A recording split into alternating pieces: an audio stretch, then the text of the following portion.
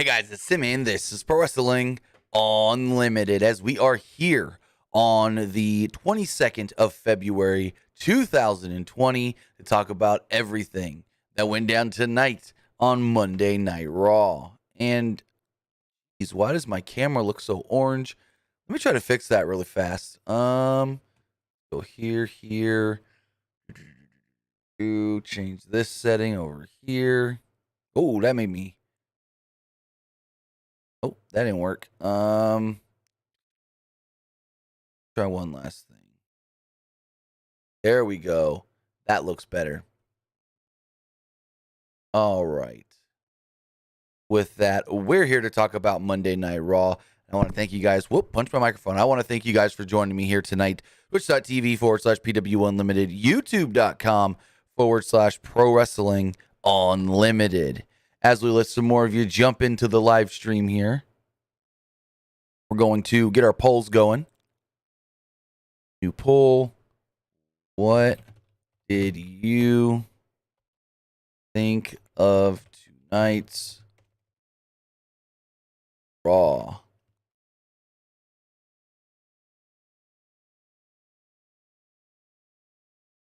Liked it.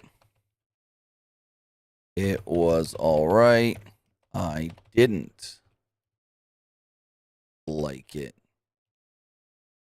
All right, we got it going up on Twitch. Let's throw the poll up on YouTube and we'll get rolling. Remember, guys, if you want to help us out here on twitch.tv/PW Unlimited, you could do so a couple of different ways, either by hitting that donate button down below or with a subscription. Remember, you could subscribe one of two ways, either with a tiered subscription or with Amazon Prime, because if you have Amazon Prime, then you have Prime Gaming. Prime Gaming gives you one free subscription to any Twitch channel you want to support throughout the month, and I would greatly appreciate it if you supported us here, Pro Wrestling Unlimited. Also, remember, guys, you can help us out on Twitter. No, you can help us out on YouTube. You can help us out either with a super chat or a super sticker donation. All super chat donations do get read live on the air, and you can help us out by hitting that join button down below and becoming a channel member. As a channel member, you get perks like emojis and emotes and badges in the chat, as well as early access content. And to get that stuff as well, if you don't want to subscribe on YouTube, you can subscribe to our Patreon, patreon.com/Pro Wrestling Unlimited. No, PW Unlimited, as we have a video coming up this week on our Patreon and early for our channel members that has to do with The Miz becoming the champion only by cashing in Money in the Bank. So we got a pretty interesting video that we're working on that should be up by the end of the week, if not earlier, for people that are subscribed on Patreon or PW Unlimited YouTube channel as a channel member. But with that, we got the polls going. It was all right. Let me know on these polls what you guys thought of tonight's show. Also, remember, if you want to be part of tonight's show, you can do so by texting in to 510-906-1341. Again, that number is 510-906-1341. I didn't like it. All right, the polls are live on both Twitch and YouTube. Let's get going talking about Monday Night Raw. Monday Night Raw kicked off with the new WWE Champion, The Miz. John Morrison was already in the ring, dressed to compete because he had a match coming up. And there was a red carpet and red and black and silver balloons. Morrison introduced Miz as the new WWE Champion. Miz got a very big fireworks display, like very big. And it was like they did so much with these fireworks to really make us think that Miz becoming the WWE Champion was a very big deal. So, along with all the pyro, unfortunately, we also got a lot of fake boos, which just didn't sound all that great to me. I didn't preferably like all the boos, but hey, what you gonna do, what you gonna do, what you gonna do. So Miz would come down, and the first thing he said, "How do you like me now?" 16 years ago, people thought that he would get fired within the first couple of months of him being in the company. But now, look at him all these years later. He is a 2-time WWE champion. He said all of the top stars of his generation are now gone, and he's still the top one here.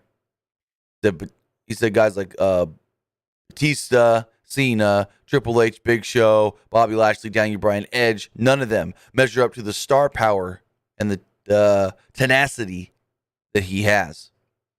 Miz says that he let Edge know that he called his shot. He wasn't even sneaky about it. He said he told Drew McIntyre when he was going to cash in the Money in the Bank briefcase. He said he told Drew he would do it after the Elimination Chamber match.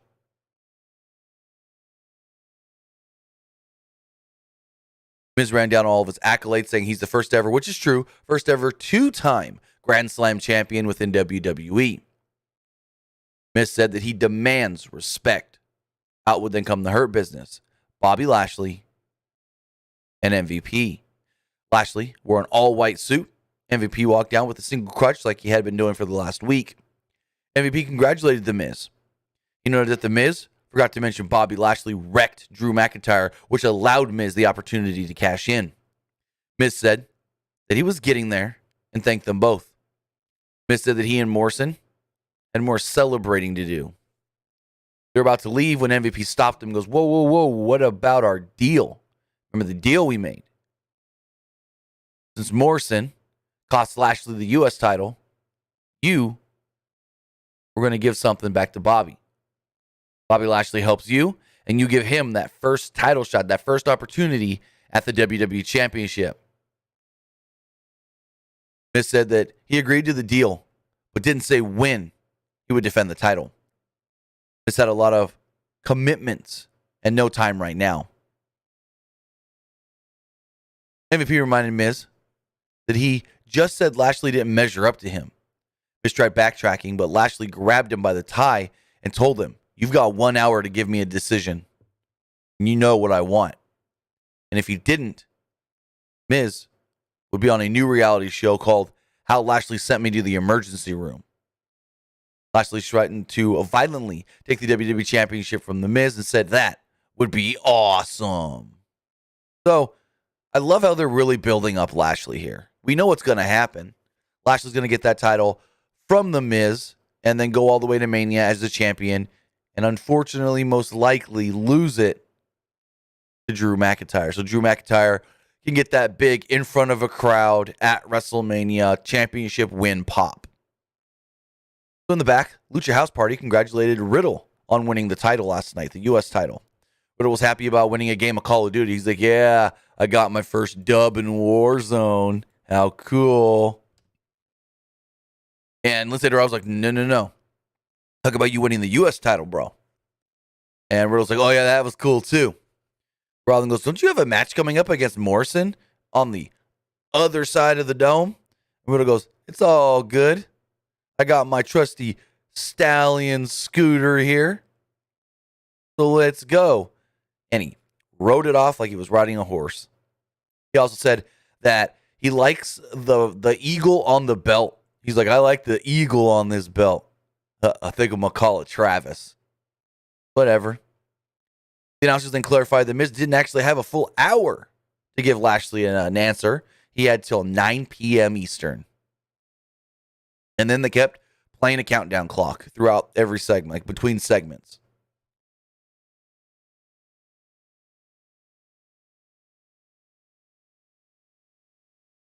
Excuse me. So in a non-title match, we had the U.S. champion Matt Riddle taking on John Morrison. This match went around 11 minutes or so. Then a nice exchange early, which led to Riddle suplexing Morrison on the apron.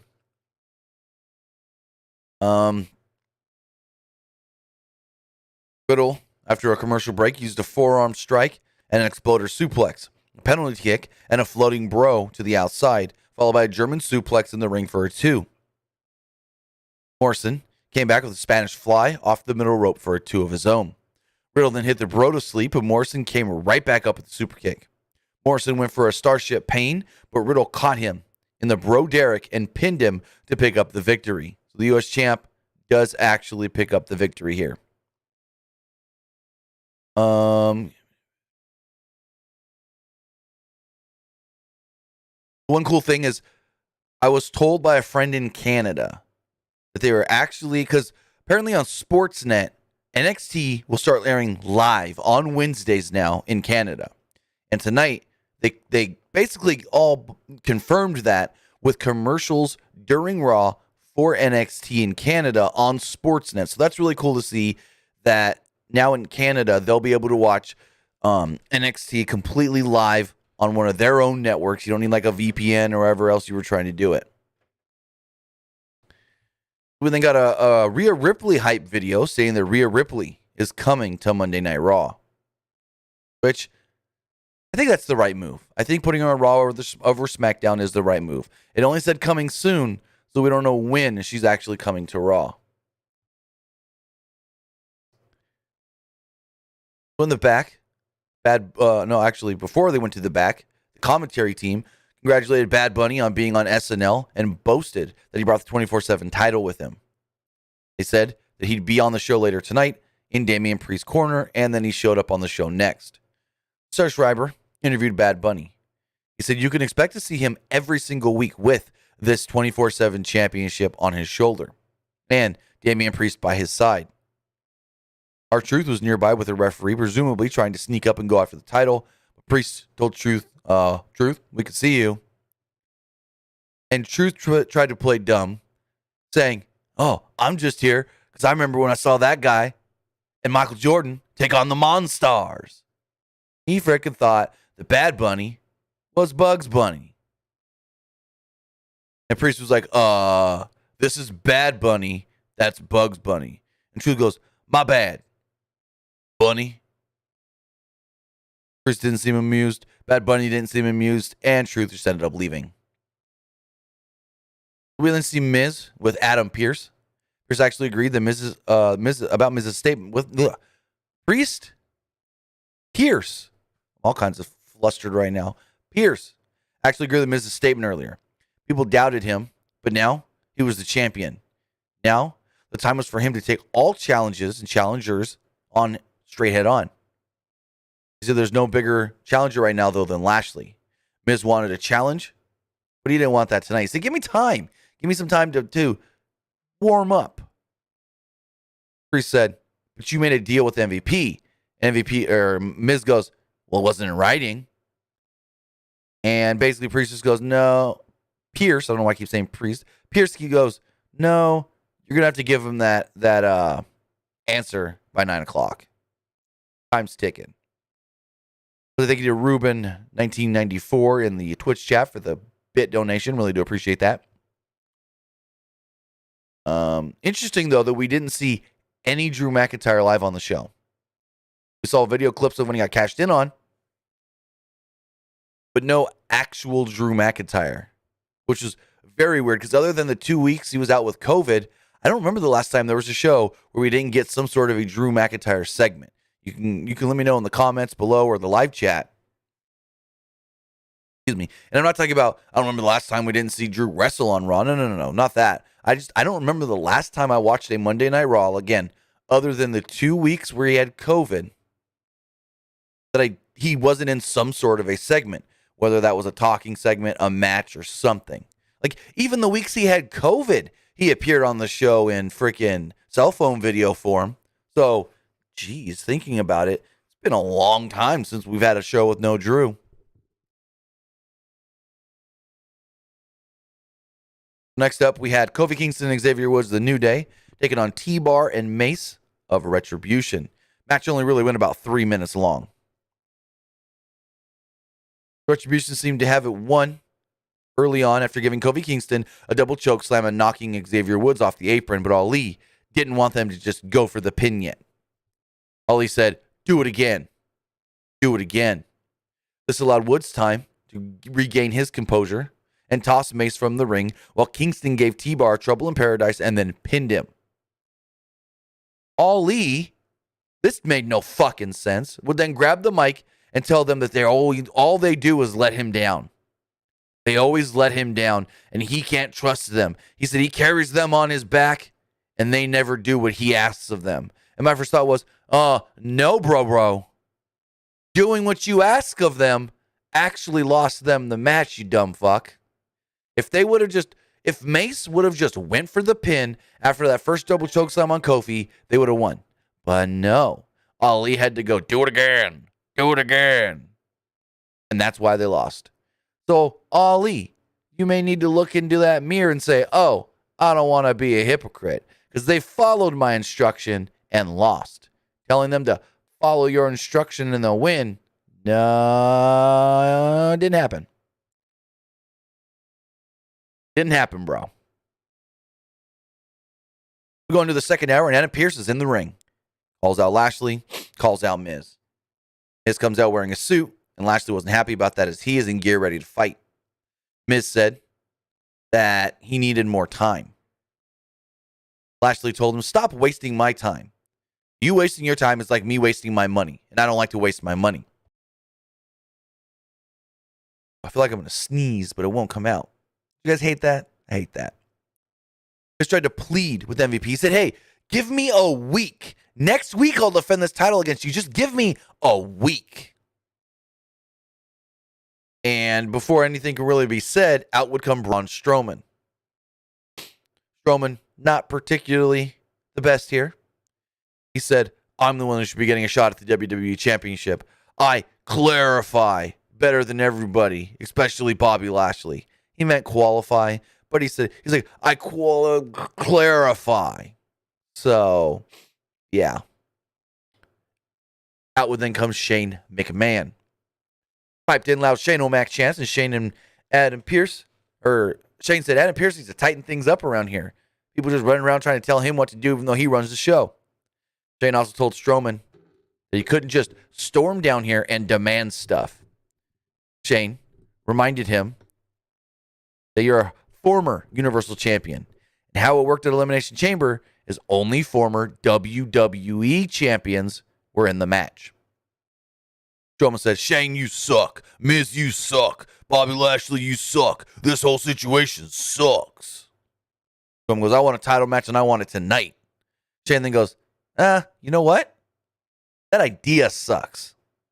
Strowman wanted a match against Lashley instead then. Shane says, I like that idea though.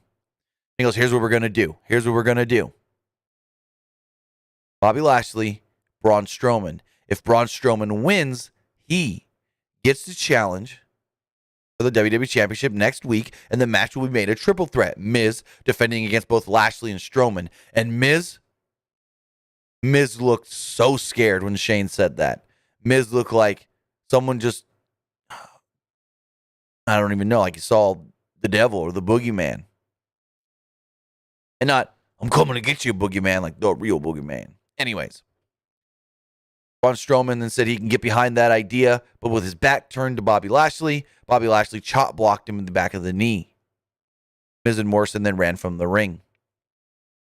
Going forward, we had a non-title match with Raw Tag Team Champions Shelton Benjamin and Cedric Alexander against Lucha House Party. Match went about 5 minutes, 5 or 6, I think.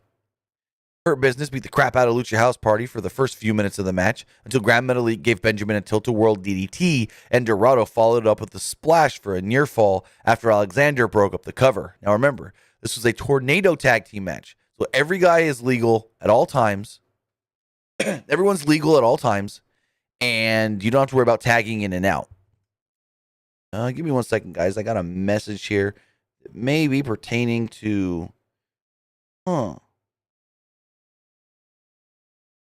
Interesting. Give me 1 second to check this real fast.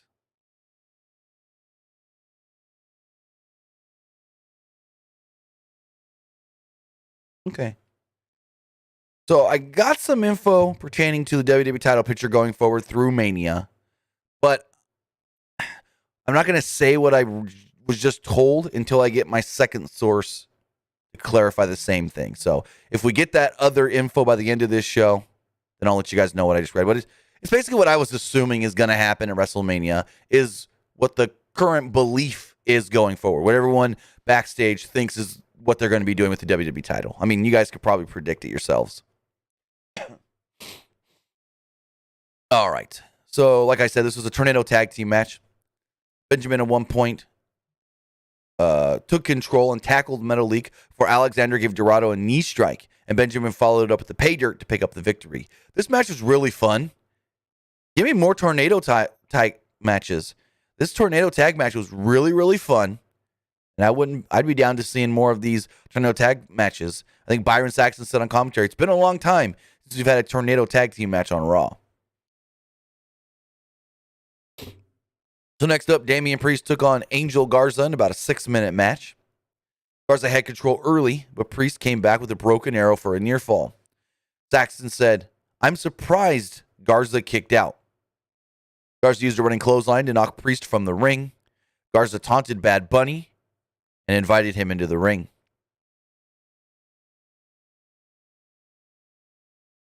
Priest? No. Oh, here we go. It froze on me, and then when I scrolled down too far. Here we go. Got the right spot now. Garza turned around into a kick by Priest. Priest followed with a spinning heel kick off the top and hit the lights, which is the former Reckoning. But since Mia Yim is Reckoning, I guess they're not calling it the Reckoning anymore. So it's called Hit the Lights. Got the pinfall off of that, and there we go. Saxton says Garza could have won if he wasn't so preoccupied by Bad Bunny. It's moi, David, in this Twitch chat. That's not what I'm hearing. Not at all. So going forward, Damien Priest and Bad Bunny are celebrating in the ring when the 24/7 geeks run down. Tozawa, Humberto Carrillo, and Drew Gulak. Priest would knock out both Tozawa and Carrillo, and Bad Bunny would throw Gulak out of the ring. We got another hype video for Ria Ripley, same one we got earlier, and Joe put her over big. They then recapped Randy Orton being counted out last week in the gauntlet match after being distracted by the faces of Alexa Bliss. Orton then cut the weirdest promo I've seen in a very long time in the back. He was going on saying that he wasn't used to the word failure, and then he starts coughing. He said, "Right now I don't have an issue with The Fiend, but I do have an issue with Alexa Bliss." He said if he had won the gauntlet match, he would have won the chamber match instead. Or he would have won the chamber, but instead, he was eliminated first. Orton took care of his problems and said that then they aired a replay from last week. Orton says he's been distracted, and that's why he couldn't regain the WWE Championship. They replayed the video of Bliss giggling on the Funhouse last week in the Pentagram. And when they came back, all of a sudden, Randy starts gagging and he coughs up this dark goo, presumably the same stuff that was pouring from Alexa Bliss's face a few weeks back. He started to stumble as Samoa Joe said, "What was that?" I didn't like it. I thought this was stupid. We then got an actual kind of long commercial for WrestleMania, where they did tell us yet again, WrestleMania in the United States will be exclusive on Peacock. We then got a non-title match. The Raw Women's Champion Asuka and Charlotte Flair against the Women's Tag Team Champions Nia Jax and Shayna Baszler. So Asuka and Charlotte sent their opponents out of the ring early, which led to a break. Jax and Baszler were randomly in control of Asuka when we came back from the break. They worked over her arm until she managed to avoid Baszler's arm stomp and tagged in Charlotte. Charlotte escaped a double suplex, but Jax cut her off and powerbombed her. Charlotte gave Jax what I think was supposed to be a sunset flip bomb into the buckle, but Jax just sort of rolled over. Baszler knocked Asuka off the apron, and Charlotte put Baszler in the figure 4, but Jax broke it up with a leg drop. Asuka tagged in and ran wild on both opponents. She used running hip attacks and gave Jax the Shining Wizard for a 2. Asuka applied an armbar on Jax, but Baszler broke it up with a boot to the face. Charlotte tried to make the save, but she was booted by Asuka by mistake. Jax followed this up with a leg drop and pinned the Raw Women's Champion. So Asuka gets pinned again in tag team competition. So I tried to assist Asuka after the match, and Asuka did not want her help. So that was an interesting play there. Asuka didn't want the help of Charlotte Flair afterwards. Also, I did see something on Twitter. Someone said it looked like Asuka may have had a tooth knocked out after the match. Like when Charlotte went to go help her and the cameras cut to Asuka. There were people on Twitter, and let me see if I can find this again. And then it looked like Asuka may have had a tooth knocked out. Let me see if I can find that again. Asuka.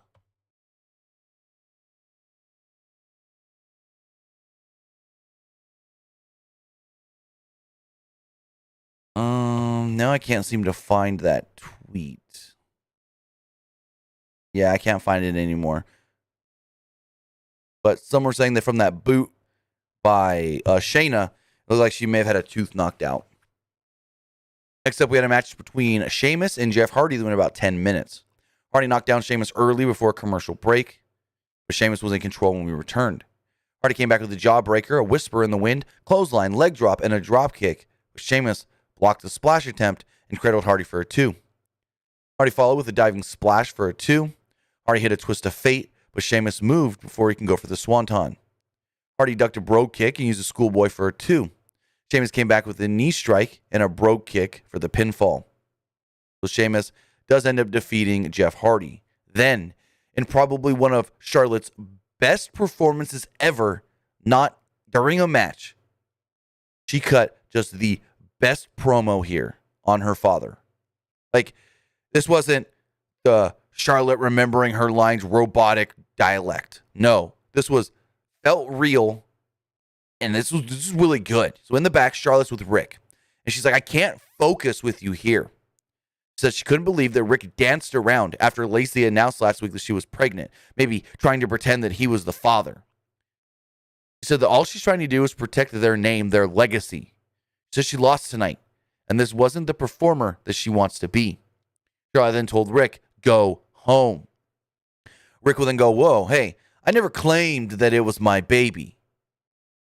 And I was only with Lacey because I saw the potential in her to be good, and I wanted to maybe push her to that potential.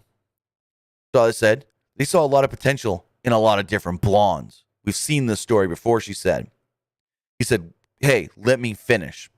He told her that she may be one of the greatest of all time on her own and everything. He said she may be one of the greatest on her own. There's a lot that they've also done together. He said he loves her, and he wants to expand the brand with Lacey Evans. He wants to help other women because he wants the women to be the biggest part of this whole thing. He wants the women to be the star attraction. So I said that she didn't see it that way, though. She didn't appreciate him doing things on her time, trying to help Lacey during her matches and her segments. She knew he just wanted to be the nature boy yet again, but told him it was time for him to go. She says she's grateful for all the doors that her father has opened for her in her career. But now, she needs to do things for herself. She said, I love you, and left. I thought this was a great segment from Charlotte. I think this was the most real we've ever seen Charlotte. I think this is the most just, like, emotion we've ever seen out of her, like real emotion. I really digged this. And I do think maybe since Lacey's out, boom, it's the end. Going forward, we had a 1.5-minute match where Naomi and Lana defeated Mandy Rose and Dana Brooke. Naomi and Lana won quickly. Rose, after giving Rose a double X Factor facebuster, Naomi got the pin. Neither team got an entrance. Bada bing, bada boom, 1.5 minutes. Got a Black History Month video. Big E, Montez Ford, Bianca Belair, and Drew McIntyre were all featured. Next up, we had a pretty good match between AJ Styles and Ricochet, even though it only went about 3.5, 4 minutes. Ricochet gained the early advantage immediately with a drop kick, but Styles kicked his leg out kicked his leg out from under him and then gave him a suplex into the turnbuckle. Ricochet came back with some fists, but Styles clubbed him right in the throat. Styles tried bouncing him off the ropes into the Styles Clash, like they did before a few weeks ago, but Ricochet countered it into a Hurricane Rana. Ricochet followed this up with a German suplex for a 2. Styles would then follow with a knee strike and the Styles Clash to pick up the victory. Again, short match, went about 3.5, 4 minutes, but it was fun while it lasted. After the match, almost hoisted Ricochet high up in the air before dropping him down on the mat. Just had to get an almost spot in. Miz and Morrison were arguing in the back over who they think should win tonight's match, and Morrison's like, hey, you better be rooting for Bobby Lashley. Strowman will show up, and Miz and Morrison ran away. Then we got that match. It went about 4.5 minutes. Bobby Lashley versus Braun Strowman. And I was surprised that we got a just perfectly clean finish. I thought something was going to happen where Miz was going to try and screw Strowman, but then accidentally screw Lashley, getting Braun in the match. But that's not what happened. Strowman ran towards Lashley on the outside, but Lashley leaped over the apron, or onto the apron, and Strowman collided with the steps. Lashley used a low dropkick and a flatliner for a 2. Strowman blocked a hurt lock and a vertical suplex attempt and followed up the clothesline and a power slam. Lashley kicked out at 2, and the commentators were shocked. They said, no one ever kicks out of Braun Strowman's power slam. Lashley slipped out of another power slam attempt and hit a spine buster. He then hit a spear and pinned Strowman for the victory. Strowman kicked out at like 3.001. So I don't know if Strowman kicked out late or if that was the plan of him to still look strong by kicking out right at the 3, but just right after the 3. So after the match, Lashley again went after the knee of Braun Strowman from behind. He put him on the hurt lock, and Braun passed out. Miz tried attacking Lashley from behind with the WWE Championship. He was then hit with a spine buster and a spear. Fucking Bobby Lashley looks like an absolute killer. Now remember, Bobby Lashley's been in the title picture in the last year. He challenged at Backlash and lost to Drew McIntyre, and everyone was kind of just like, that was all right. But they have built Bobby Lashley up so great ever since that match. Bobby Lashley has not taken a pinfall loss. He's lost in tag team matches here and there with the Hurt Business, but he has never taken a pinfall loss since he lost to Drew McIntyre with the WWE title on the line last year at Backlash. They've made Lashley look like such a dominant killer that, holy crap, I'm going to be sad come WrestleMania. Why, you may ask? Because Lashley's getting that title, most likely next week, if not at Fastlane. But then, like I said earlier, he's probably going to lose it at WrestleMania to Drew McIntyre. And honestly, Lashley has it all. Lashley has everything they would want from a world champion representing the company. Not just a world champion on television. No, a world champion representing the company. Lashley has got the look. He's got the skills in the ring. He's got the skills on the microphone. He's got everything you would want out of a guy to represent your company. Yes, he's a heel, so he can ham that up in interviews and stuff. But we're going to get no more than a 6-week run of, if not less, of Bobby Lashley as the champion, because I believe he's taking that title from Miz and defending in a Mania against Drew. But I just feel like lost opportunity. You're going to build this guy up this big to basically be a second transitional champion. Literally. The plan is Miz gets the title from Drew just so Bobby can get the title from Miz, just so Drew can get it back in front of a crowd, which is so unfortunate to Bobby Lashley. You spend, how many months has this been? When was Backlash? Last April? Backlash was April. So you got May, June, July, August, September, October, November, December, January. Basically, if Lashley is defending the title at Mania, that'll be a year-ish. Because Backlash was the end of April. Mania is the beginning of this year's April. But basically, a year of building Lashley up as your most dominant wrestler. I'm going to say it right now, they've built Lashley up better than Drew McIntyre was built up and booked over the last year. And for him to only end up getting no more than, if not less than, a 6-week run with the title, so unfortunate. Because he loses that title to Drew at WrestleMania. What is he going to get it right back the next pay-per-view? And then get that run?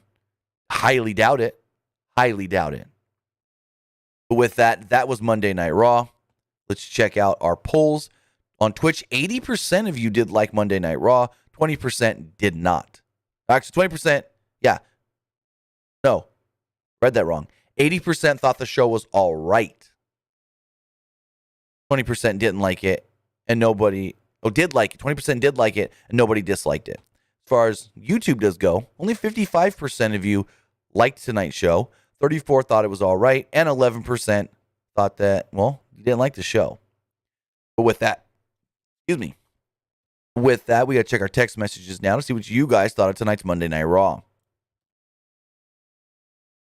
As we look here, we got a good number of text messages. This person says, "This is an interesting question. I get this a lot. Will WWE have to get out of Tropicana Field before WrestleMania?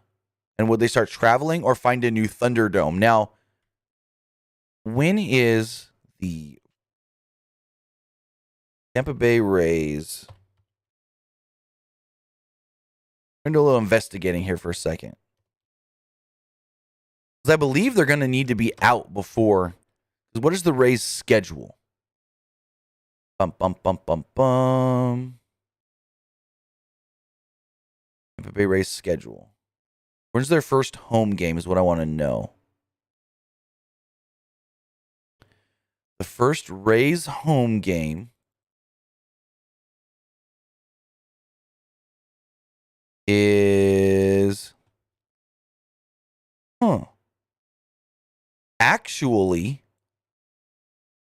so yes,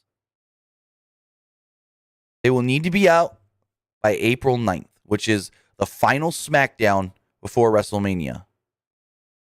So I don't know exactly when they're planning to move out of Tropicana Field, but the first Tampa Bay Rays home game is not till April 9th. So I would assume that week before Mania, they either go somewhere else or they pre-tape the shows the week prior. That's something they can do. If, say, they've got that last week of March and they're still in the Tropicana Field, maybe they tape 2 Raws and 2 SmackDowns going into WrestleMania. That would be a good idea. That's something that I can see them doing because, like I said, the first home game for the Tampa Bay Rays in Tropicana Field is against the Yankees. Actually, they play that whole weekend against the Yankees, April 9th, 10th, and 11th. This person says, do you think they somehow push Lashley versus Miz until Fastlane?